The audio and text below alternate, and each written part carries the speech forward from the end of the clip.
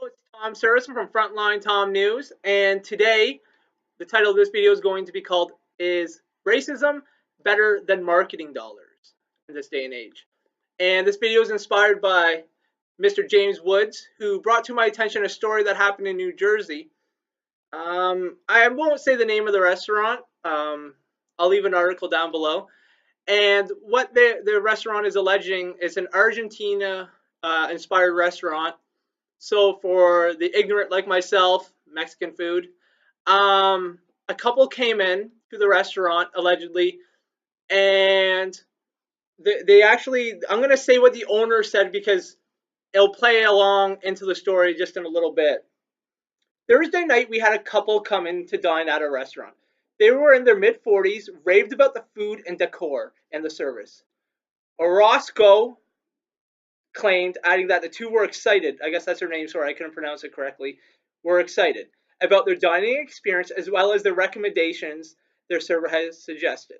At the end of the night, however, Orozco said the server, who was born in America and speaks multiple languages, found a message on the back of the receipt that read, "Don't tip immigrants." Which, first of all, I think if you're going to New Jersey as like a couple and you went into an Argentina restaurant and you're ignorant enough to write a message like that, you definitely would have just thought, "Hey, there's going to be a bunch of Mexican people serving me here." That seemed very weird to me. And how we'll get back. Remember how they were raving about the restaurant? I can only assume, and so this goes on. It goes. Her opinion is, "I can only assume that they heard our American multilingual server speak Spanish to another employee," Orozco wrote. "I'm utterly shocked at this blatant ignorance." And she says that the waitress broke down in tears after seeing the message. And then she's like, "Unfortunately, the racism right now, because of the world we live in, is a little more out there, but it's not acceptable by any means," he told the outlet.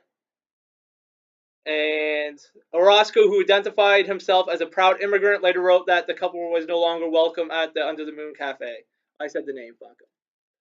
So, first of all, the whole story doesn't make sense, because when I went to the reviews, go look up the reviews yourself, it was a million reviews saying the decor was amazing and the ambience, and it almost written exactly how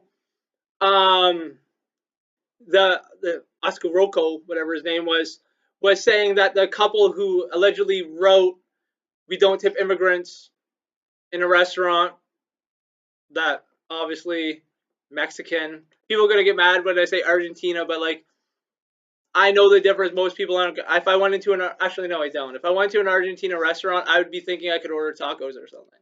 I would, at the back of my mind, I'd be like, I can at least get a taco here if there's nothing else, or like a burrito. So what I believe happened, this is my opinion, because I looked at all of the reviews, which had the same writing as the customer that supposedly wrote the racist comments. In the restaurant industry, people are very cutthroat. If you haven't worked in the restaurant industry, you'll never know. Very cutthroat and sketchy, and anything to get people in the seats, right? Because you're living on like the seat of your pants your entire career. Like, restaurants are like one of the worst businesses to invest in. It's always just high energy, and like, you're scared because you could lose your business in a year. Something new could come up.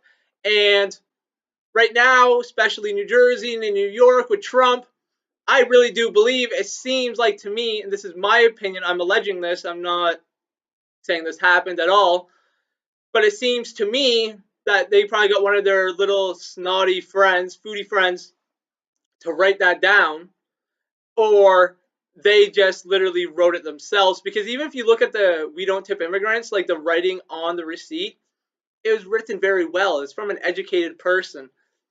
And why would an educated person who had great writing, so they're obviously educated, you could look at it, look at the writing itself, it wasn't like some sloppy piece of white trash that did it. Why would they go in New Jersey, which is a multicultural city, and go into an Argentina restaurant, and you would just know there's going to be immigrants there? And I looked at the prices too. It's not like some super cheap place. It's a mid-level, nice, classy restaurant. So I think this is just another example. It's very easy to say, like they said, oh, we had a racist incident. All the media picks up on it. And he's a proud immigrant. Now all these fucking white liberals and all the Argentina people around there, and even uh, right people on the right will go to that restaurant because they want to.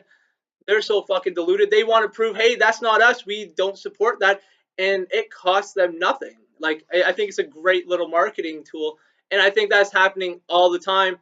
But I do think it's people like I like James Woods. I think he's great, but I think it's people like your fault because why would you even bring attention to it? Just ignore it. Like that's why it's like where they're going like, oh, we have racism. Hey, we get lots of attention, and then like you guys are like, ooh, I caught you, I caught you, I caught you. Well, no one cares. You know, I wouldn't have made this video, but I think James Woods, I've been watching him on Twitter and commenting on his stuff for last year, and he's quirky, but he's a really nice guy. He's like the complete bizarro version of Ron Perlman on Twitter, where they're both like one's far right, one's far left. But I find with James Wood, he's always willing to open his mind to different perspectives, and he doesn't think his way is 100% the right way. And he's not nasty and arrogant when he's giving his opinion. He's quirky and weird. He's a weird little guy. I'm surprised. But I think that's where it's going, and how you get a lot of attention now for bringing all these like I see you all the time doing it though, bringing like the left to light for all like you think all the little weird injustices they're doing, and you know the left's doing the exact same thing to you. You're kind of just as bad. Like you're old. I remember when I was a kid, when we used to go to protests and do all that stuff, our parents would just look at us like we're idiots.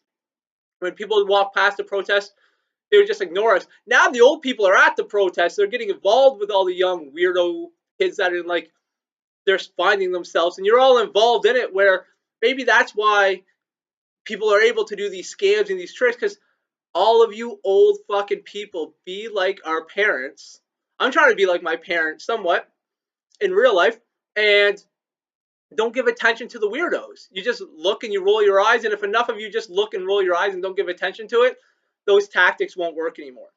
But James Woods, in the end, I guarantee you, you're a famous guy. A lot of people retweeted that. You probably made them some money tonight. Like you helped them out. Like you, as much as you're trying to bring light to the incident, you've probably helped them instead of hurt them.